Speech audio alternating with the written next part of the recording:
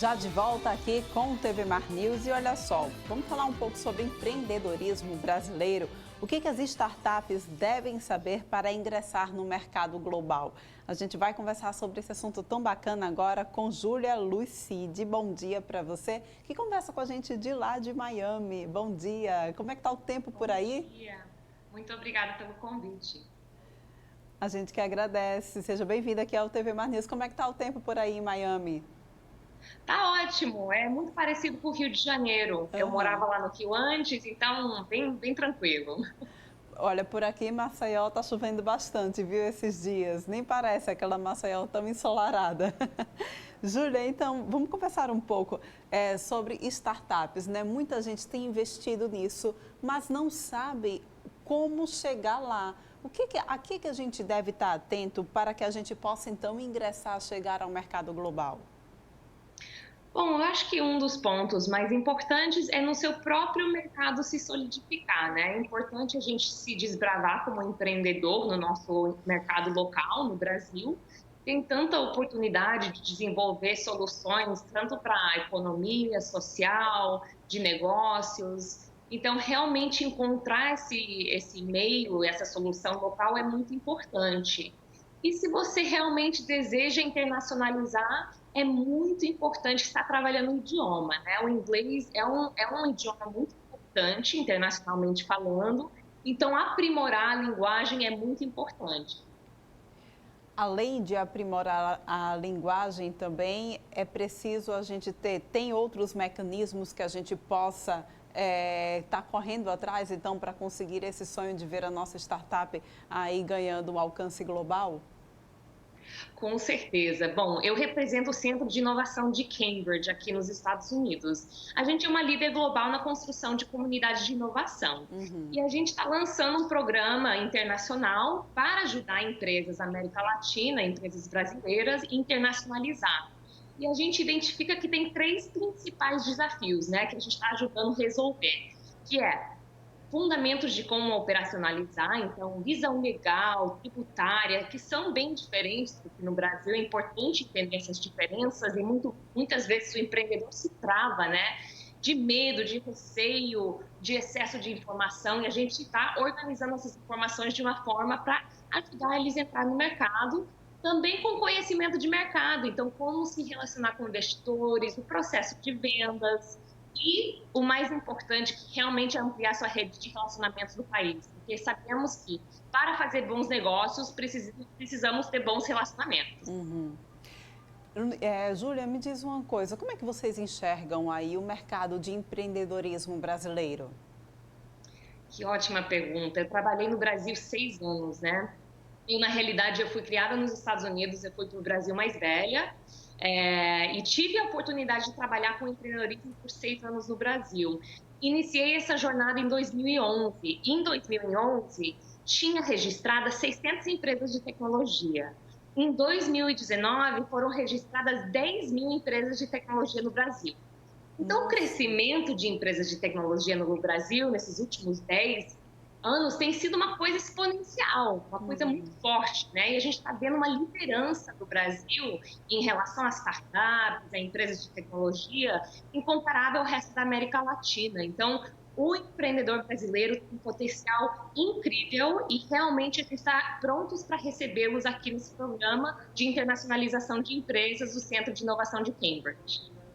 Me diz uma coisa, para que a gente possa ganhar essa internacionalização de empresas, é preciso que o empreendedor entenda como funciona o mercado onde ele pretende investir lá fora?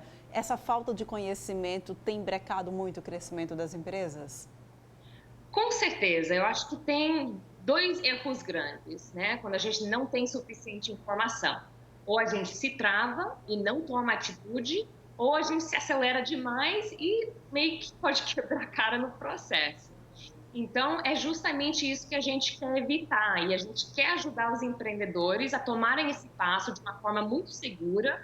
Inclusive, a gente firmou uma parceria com o MIT Enterprise Forum, que é uma das instituições mais renomadas nos Estados Unidos de apoio ao empreendedorismo, para ajudar até 10 empresas a internacionalizarem. Então, queremos ajudá-los nesse processo.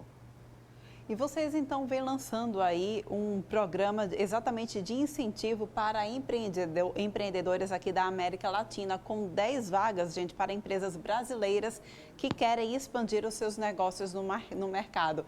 Que programa é esse? Explica para a gente como que vai funcionar e como que o pessoal pode participar. Perfeito, a gente está com inscrições abertas até o final do mês.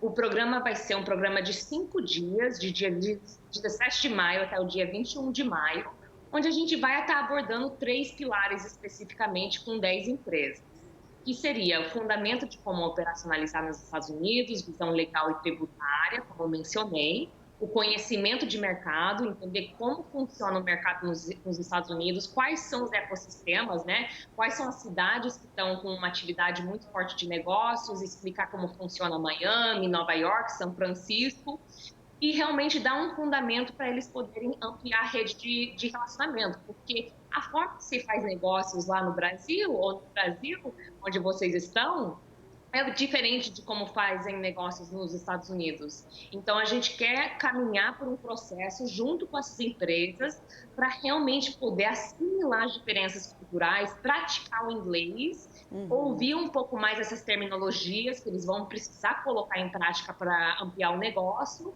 e poder conhecer e dar visibilidade dentro da nossa comunidade de inovação para eles também. As inscrições já estão abertas, são 10 empresas então que serão selecionadas, participarão de seleção, é isso? Vai ter um processo de seleção, correto. Então, depois de fazerem a sua aplicação, a gente convida para uma entrevista. A entrevista é realizada em inglês, não é necessário ter um inglês perfeito, a gente não tem uma expectativa de um inglês super fluente, mas com que você consiga entender o inglês e se comunicar um pouco, é o suficiente para você conseguir de se desbravar no programa e se acostumar, sim, a esse processo, né? Eu quero convidar todo mundo aí ao nosso site, que é cic.com/softlanding, que é pouso suave em inglês, né? Soft é suave, landing é pouso. Ou mandar um e-mail para a gente, miami@cic.com. Muito bem, então tem como você de repente dar uma dica, o pulo do gato para que a empresa seja então uma das escolhidas? Olha, eu recomendo que vocês cheguem com bastante energia e entusiasmo e que contem um pouco sobre a sua jornada. Eu acho que esse brilho no olho é algo que não tem como não inspirar, né? Para a gente conseguir trabalhar com vocês. Então, eu recomendo muito que venha com bastante energia e contando uma história de sucesso que vocês têm tido aí no seu mercado local. Júlia, vamos aqui recapitular. Para que a gente consiga, então, essa internacionalização da empresa, primeiro de tudo, falar inglês, ok? Vamos lá, importante trabalhar aqui. Importante falar inglês. Segunda coisa, é importante entender o mercado exterior, como funciona o mercado, onde você vai investir, ok? Ampliar a rede de contatos, tanto aqui no Brasil quanto fora, não é isso? Excelente, acho que você pontuou, tanto no Brasil quanto fora, né? O mundo acaba sendo muito pequeno, você indo para os Estados Unidos, tomando esse passo, você vai ter muita oportunidade de melhorar o seu próprio país, né? Então, eu gosto de reforçar que quando as empresas estão pensando em internacionalizar, não significa sair do Brasil, largar o Brasil, muito ao contrário, é criar novas referências para poder voltar para o Brasil e enriquecer o nosso país, né? E ajudar nosso país com esse elemento da inovação e novas perspectivas. Exatamente. Júlia, eu queria que você falasse um pouco sobre a tua experiência nesse setor, o que é que você vem acumulando aí na tua bagagem para dividir com a gente, né? Perfeito. Eu realmente me apaixonei pelo empreendedorismo em 2011, quando eu fui trabalhar na Endeavor Brasil, e contribuí aí com essa mudança cultural que a gente vê hoje, onde o empreendedorismo, a startup tem uma prioridade, tem aberto os olhos de muitas pessoas, as possibilidades, os grandes sonhos. E depois eu fui trabalhar também no governo do Rio de Janeiro, trabalhando com projetos internacionais, de apoiar o empreendedorismo também, e na Coca-Cola Brasil, onde pude desenvolver também um projeto de apoio a empreendedores na área da Amazonas. E eu desejei voltar para os Estados Unidos um tempo depois de 6 anos no Brasil, onde eu vim trabalhar no Centro de Inovação de Cambridge, também com essa vontade de estar próximo a empreendedores, a esse ecossistema de inovação, e encontrei aqui uma comunidade muito forte de negócios, muito colaborativa, onde realmente é uma área muito fértil para que as empresas possam crescer. Muito bem, Júlia, a gente agradece a tua participação aqui no TV Mar News. As inscrições vão até quando? As inscrições vão até dia 30 de abril, então não esperem, vão lá hoje para fazer sua inscrição e podem mandar um e-mail para miami@cic.com caso tenham qualquer dúvida.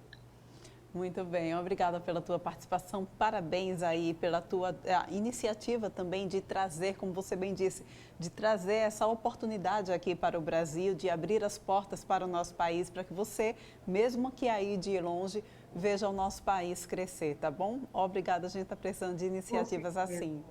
Muito obrigada.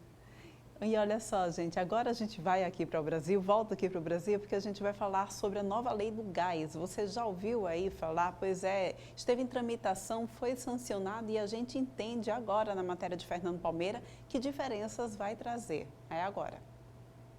Projeto de lei que já está desde 2013 no Congresso Nacional seria o marco regulatório para o combustível, para regularizar essa questão do aumento constante de preços dos combustíveis, incluindo aí o gás natural. Vamos saber aqui com a especialista, a doutora Luciana Caetano, ela é economista e nos fala sobre a importância dessa lei, desse projeto de lei, marcos regulatório, que chega como uma novidade, muito embora já desde 2013. O que é que significa, quais os principais objetivos e a importância desse projeto de lei? Na verdade, a gente precisa compreender esse aumento tanto da gasolina quanto do gás em duas etapas. A primeira é esse projeto de lei que inicialmente foi apresentado em 2013 por um deputado do PSDB do estado de São Paulo e que consiste em quebrar o monopólio da Petrobras, da estatal, fazendo concessões a empresas privadas sob o argumento de que isso reduziria o preço do gás, considerando que aí nós teríamos uma concorrência. Há um grande equívoco nessa narrativa, considerando que na história recente do capitalismo não existe nenhum oligopólio privado que resulte em queda de preço, muito pelo contrário. Então o que a gente fez, na verdade, através dessa proposta foi transferir o monopólio estatal da Petrobras, que tinha controle sobre preços, para um oligopólio privado que jamais faz concorrência com redução de preço. E aí quem paga o pato, quem paga o preço disso é o consumidor final. A segunda etapa desse processo é compreender que quando Michel Temer assumiu o governo, em 2017, ele adotou a política de preço dos combustíveis atrelando ao preço do barril do petróleo e à taxa de câmbio. Então, com essa paridade, com essa definição do preço dos combustíveis a partir da variação do preço do petróleo e da taxa de câmbio, a gente tem aí uma flutuação muito grande no preço dos combustíveis que raramente cai, normalmente apenas sobe. E isso, em 2019, Jair Bolsonaro estendeu essa política, que estava até então só para diesel e gasolina, para o gás, né, principalmente o gás de cozinha.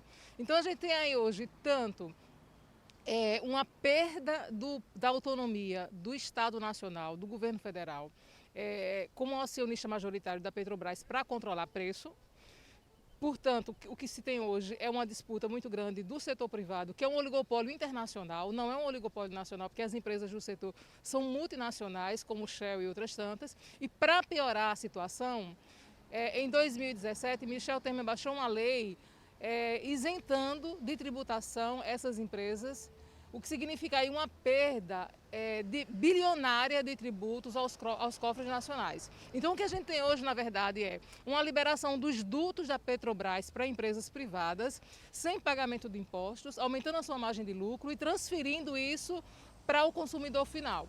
Para piorar, o presidente da República transfere o ônus para os estados, acusando a arrecadação tributária, que não variou nos últimos anos. O problema do preço dos combustíveis hoje no Brasil não é de responsabilidade dos governos estaduais, mas do governo federal, que abriu mão da sua autonomia de regulação de preço e que transferiu o monopólio estatal para empresas privadas, sem, inclusive, nenhuma atuação efetiva da Agência Nacional de Petróleo. estão mentindo para o consumidor, para a nação brasileira, levando a riqueza que lhe pertence sem nenhum retorno disso. E aí o gás, essa lei do gás, como está sendo chamada, seria a salvação da pátria pela falta de injunção do governo federal na Petrobras? Na verdade, essa lei do gás, ela é exatamente o que legitima essa atual política que está sendo adotada. O que a gente precisaria seria retomar essas empresas, transferir para o Estado Nacional e manter uma política que vinha sendo mantida ali até o governo Dilma, que era o de controle. Dilma foi muito criticada, inclusive, porque controlava os preços dos combustíveis. Então, os acionistas construíram a narrativa da quebra da Petrobras porque eles contabilizam esse prejuízo pelos que eles deixavam de ganhar, considerando o que seria o preço caso os preços fossem liberados. Então, a gente precisa compreender qual é a narrativa, qual é a questão política que está por trás dela e quem está pagando o pato por essa transição de governo e, sobretudo, pelo golpe de 2016, que não resulta não só nessa nova política de preço dos combustíveis, mas também no desmantelamento do setor público, que afeta principalmente as camadas mais pobres. E ainda tem informações, e os críticos mostram ainda um grave problema, é que os acionistas desse setor, da Petrobras principalmente, são de alto nível econômico. Além das multinacionais, os banqueiros nacionais estão por trás desses aumentos. E nessa pandemia, nessa terrível situação da nação brasileira, eles é quem saem ganhando, lamentavelmente. É como diz meu povo, é de pior a pior, como a cantiga da perua, que é uma só. Com a palavra o governo federal, para ver se não mente para o povo e que nós tenhamos realmente condições de sobrevivência e que com esse combustível nos preços astronômicos não há crise que ninguém suplante, que ninguém supere. Com as imagens de Chico Nogueira, Fernando Palmeira para a TV Mar da Organização Marador de Melo, canal 525 NET. Claro. Pois é, tristeza, quem sofre somos nós, né? A gente vai agora para um rápido intervalo, mas volta daqui a pouquinho trazendo mais informações para vocês. Não sai daí.